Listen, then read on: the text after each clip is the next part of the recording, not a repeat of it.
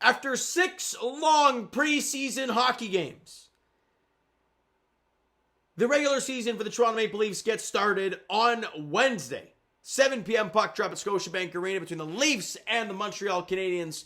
And let's be honest, a lot of Toronto sports fans' focus is on the Blue Jays right now, and rightfully so. I was going to do a video tomorrow for you guys, doing a season preview as I would usually do the day before the game one, once we have a full roster and whatnot. But the Toronto Blue Jays are in action for Game 3 of the ALDS, and I will not be thinking Leafs one freaking bit. So I thought, you know what? Let's do it now. Let's do it now, and if the takes age poorly, you guys can come at me. It is what it is. All right. Now, Game 1 of the season goes in against Montreal on Wednesday, and I gotta say, Leafs Nation, this is one of the more intriguing 82-game schedules we've had in a very long time. Year in, year out for this organization, it's been, wake me up in April. Right, wake me up in April in the postseason. Once the 82 are gone and the Leafs are in the top 3 seed in the Atlantic Division and we figure out the opponent, then wake me up then. But this year's different. And I'm not saying different as in they're going to go win the cup kind of different, because that's it's hilarious. It's different as in there's no Mitch Marner. And for the first time since in the whole Austin Matthews era, he's not going to have Mitch beside him at all. And there's a lot of question marks of how things are going to go. How's Austin Matthews going to do without Mitch Marner? How's his health going to hold up? What's the power play going to look like? Hell, what's the penalty kill going to look like? Because Mitch Marner, as much as we all, a lot of people don't like him and whatnot, he was really good in the PK. You now don't have that. Yes, the money and the cap space and all that stuff is great and beautiful and stuff, but you don't have that guy. Now, the Leafs did add some players, right? They added Dakota Joshua. They added Nick Waugh, obviously from Vegas, in this basically the sign and trade with the Vegas Golden Knights to get his rights. Is a guy like, Easton Cowan going to make the roster? David Camp went down on waivers, cleared waivers, back to the Marlies. What do you do with a guy like Calle Yarncroc? There are lots of question marks going into this into this regular season. I think maybe with Scott Laughton going down with an injury, which is a tough one. He's week to week, which is tough with a lower body injury. Does that leave an open spot for an Easton Cowan? We'll see. The big question mark of who's going to play alongside of Austin Matthews and Matthew Nyes. That's one of the bigger question marks heading into the season. I'm assuming Max Domi is going to start there. And then you have John Tavares, Willie Nylander, Bobby McMahon, second line, which worked out quite well last season. But then the third line, where I just look at it and I'm like, how's this going to work? You want it to be an identity line, right? With a Nick Waugh, big fella, right?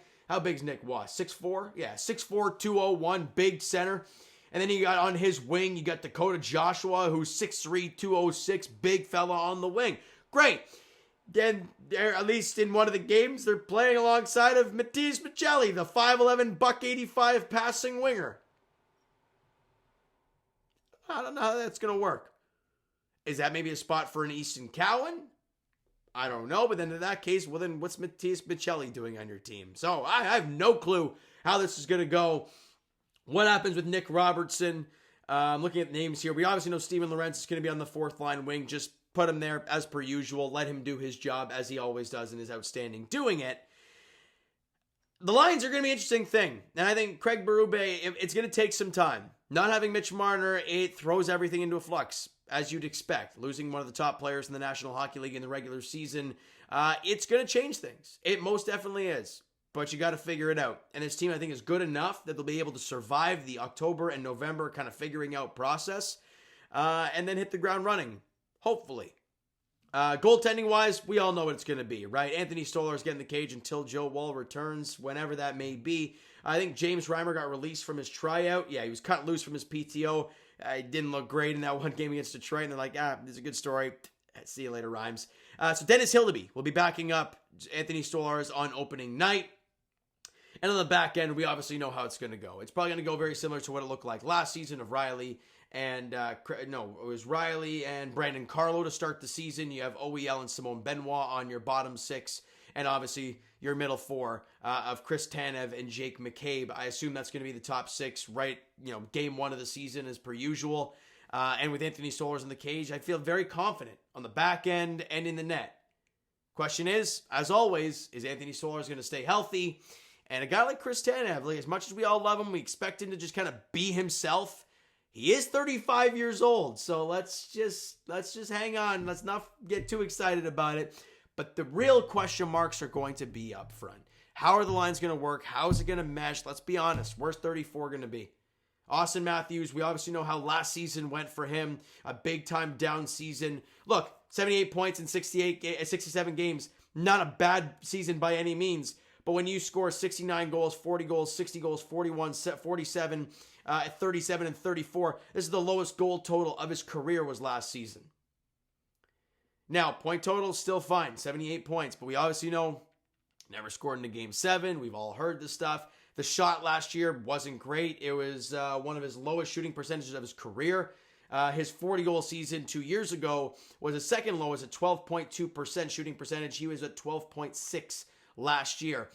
It just can't happen. Now, we were seeing in preseason that the shot looked pretty good. The quickness of the release, the snap of the shot looked really good. Can it continue? We'll see. And that's the big question mark going into the year for this Leaf team. We're pretty confident they're going to be a playoff team. Where they sit, honestly, I don't care. I just want to see them start meshing. You have cap space for the deadline, whatever you're going to end up doing there. Let's see what they can do. Leaf Nation, I want to hear your thoughts on what your expectations are for the 82-game schedule, because we all know what the jokes are going to be like for come postseason. First round exit, swept by Florida, whatever the case may be. Fine, so be it. But what do you think this 82-game schedule brings for the Buds? Because I don't know what to expect. I expect them to be good. I expect them to be a playoff team. But other than that, no idea. Florida's got all these injuries. Can Montreal and Ottawa take steps in the right direction? I don't think really Ottawa did much to add. Detroit added John Gibson in net, but as we saw in a preseason game against preseason, there's a lot of holes in John Gibson. How's that going to work? Is Buffalo going to finally take a step? Probably not. The Bruins are they going to have a bounce back year after last year's kind of sell off at the deadline? Tampa, you expect them to be good, right? And obviously the Florida Panthers, no Tkachuk for a good while and no Barkov basically for the entire season. So I don't know. I have no clue what to expect this year, but it all gets started on Wednesday, 7 p.m. puck drop at Scotiabank Arena. It'd be lovely to start off with a W against the Habs in regulation. All right, so you know what, guys? That is going to do it for this one. If you enjoyed the video and are jacked up for hockey, that freaking means something. Smack that like button. Do appreciate that. Hit the subscribe button if you haven't done so already. Comment down below your thoughts on the video, thoughts on the upcoming season. Let me know all your thoughts down below. Twitter, Discord, Instagram, TikTok, all that stuff is down below as well, so follow up there if you haven't done so already. And I will talk to you guys Raptors edition tonight, preseason game 1, 10 o'clock tip-off against the Nuggets.